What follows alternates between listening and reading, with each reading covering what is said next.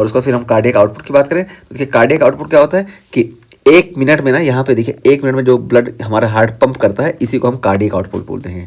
तो cardiac output क्या होता है, stroke volume into heart rate, क्योंकि एक बार में देखिए हार्ट कितना लगभग 70 ml ये ब्लड पंप किया। अब ये देखिए 1 मिनट में कितनी बार ये पंप हो रहा है, तभी तो हमको पता चलेगा कि 1 मिनट में कार्डियक आउटपुट कितना हो रहा है। तो एक बार में 70 ml, अब 1 मिनट में लगभग हमारा हार्ट जो है 72 बार पंप कर रहा है। ठीक है, तो 72 बार अगर पंप कर रहा है तो 7×7=49। ठीक है, देखिए ये 7×7=49 लगभग 5 लीटर हमारा कार्डियक आउटपुट इससे पता चल गया। ठीक है, तो देखिए कार्डियक आउटपुट हम पता करने के लिए stroke volume into heart rate कर देते हैं। और यहाँ पे देखिए फिक्स प्रिंसिपल का भी हम बताते हैं कैसे करते हैं। पहले हम इधर आते हैं, तो ये कार्डियक आउटपुट हम बताएं। और देखिए in early stage of exercise, यहाँ पे देखिए बताया गया कि एक्सरसाइज की जो अर्ली स्टेज होती है इसमें cardiac output maintain by increase heart rate and increase stroke volume. तो देखिए बताया कि जब हम एक्सरसाइज करते हैं तो हमारी बॉडी को ऑक्सीजन की डिमांड बढ़ जाती है, ऑक्सीजन की डिमांड बढ़ जाती है तो अब यहाँ पे कार्डियक आउटपुट ज़्यादा होना चाहिए। ठीक है, जैसे हम दौड़ते हैं ना, देखते हैं ना कि हमारा हार्ट जल्दी हमारा हार्ट जो है तेज तेज बीट करने लगता है ताकि यहाँ पे जो ऑक्सीजन की डिमांड है ज़्यादा हो। तो यही यहाँ पे है कि हम एक्सरसाइज की कंडीशन में जब होते हैं तो यहाँ पे हमारा हार्ट रेट और स्ट्रोक वॉल्यूम दोनों इंक्रीज होते हैं। देखिए ये भी इंक्रीज होगा, ये भी इंक्रीज होगा, इस वजह से कार्डियक आउटपुट इंक्रीज होगा शुरू में।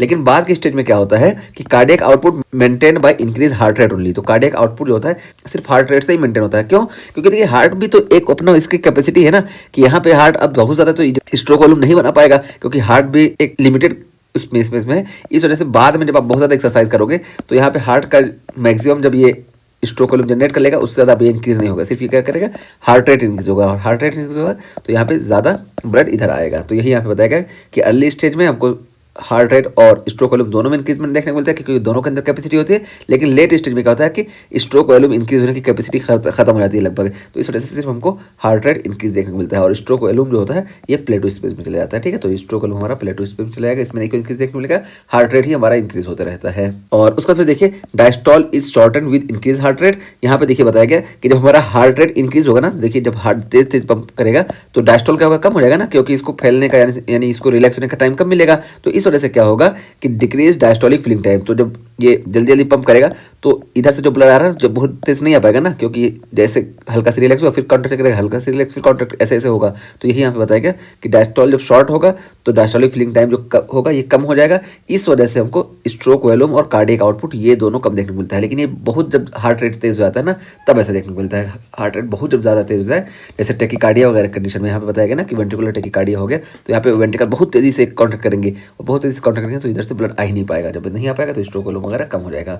लेकिन नॉर्मली क्या होता है एक्सरसाइज वगैरह में टेकिकार्डिया थोड़ी होता है, तो हमारा हार्ट होता है ये कंपनसेट करता है। इस वजह से यहाँ पे इतना टाइम मिलता है कि फीलिंग हो जाए, इस वजह से स्ट्रोक वॉल्यूम ये ज़्यादा होता है। और हार्ट रेट जब ज़्यादा होगा तो स्ट्रोक वॉल्यूम के साथ मिलकर ये कार्डियक आउटपुट को ज़्यादा कर देगा और हमारी बॉडी की ऑक्सीजन डिमांड जो है इसको पूरा कर देगा। तो ये चीज़ यहाँ पे बताई गई। अब आइए हम आपको बताते हैं फिक प्रिंसिपल क्या होता है। ठीक है, तो देखिए फिक प्रिंसिपल क्या होता है, फिक प्रिंसिपल के बेसिस पे कैसे हम कार्डियक आउटपुट को पता लगाते हैं। तो देखिए इसमें ऐसा होता है ना कि देखिए हम आपको बिल्कुल बताएं बेसिक से कि जैसे हमारा एक डिलीवरी चीज़ होती है ना कि हम कोई चीज़ है, कोई हमारा आइटम है, जैसे देखिए हम यहाँ पे बताइए लंग के लेवल पे बता रहे हैं, यही सेम चीज़ हमको टिश्यू के लेवल पे देखने को मिलता है। तो यहाँ पे देखिए जैसे यहाँ पे देखिए हमारा एक कोई आइटम है, हमारा ये डिलीवरी पार्टनर है, इसको हम 150 यहाँ पे दिए थे और मतलब ये 150 लेके आया, ठीक है, डिलीवरी एरिया से, और यहाँ पे फिर इसको हम फुल कर दिए। ठीक है, इसकी पूरी कैपेसिटी 200 थी तो यहाँ पे ये 200 हो गया। फिर एक टिश्यू में जाएगा और टिश्यू में फिर देखिए अभी यहाँ जब तक ये डिलीवरी इस साइड पे नहीं पहुँचा है तब तक इसमें 200 ये चीज़ प्रेजेंट थी। ठीक है, 200 प्रेजेंट थी और डिलीवरी साइड पे गया तो ये 50 डिलीवर कर दिया और फिर वापस आ गया। ठीक है, तो वापस आया तो इसके पास 150 अभी भी है। तो फिर देखिए ये इस तरीके से यहाँ पे हम पता लगाते हैं कि कितना ये डिलीवर किया। तो अब ये जो डिलीवरी होती है ना इस बेसिस में पता लगाते हैं कि कितनी तेज़ी से चल रहा है। ठीक है, तो यहाँ से हम देखेंगे कि हमारा सामान कितना खत्म हो रहा है, तो कितना यहाँ से खत्म हो रहा है और एक बार में 85 डिलीवर कर रहा है। ठीक है, एक बार में 85 डिलीवर कर रहा है और सामान हमारा कितना खत्म हो रहा है, तो इस विषय में पता लगा लेंगे कि ये कितना राउंड लगा ले रहा है, कितना चक्कर लगा रहा है। तो ये ऐसे ये पता लगाते हैं। यहाँ पे हम बिल्कुल आपको आसान करके समझाए तो ये चीज़ हुई। और यहाँ पे देखिए 150 और ये 200 हम कैसे लिखे तो ये भी हम क्लियर कर दें।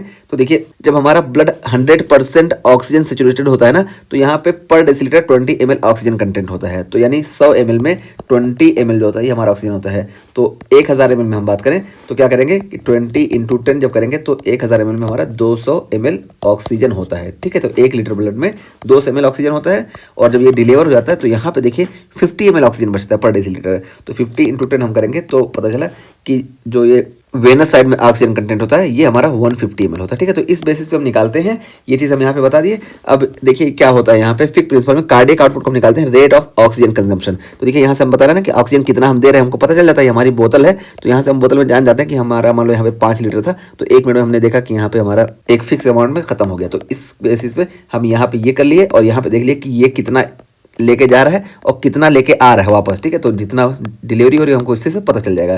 तो देखिए इधर से गया, इधर से 200 लेके गया और आया खाली 50 लेके, 150 लेके, ठीक है।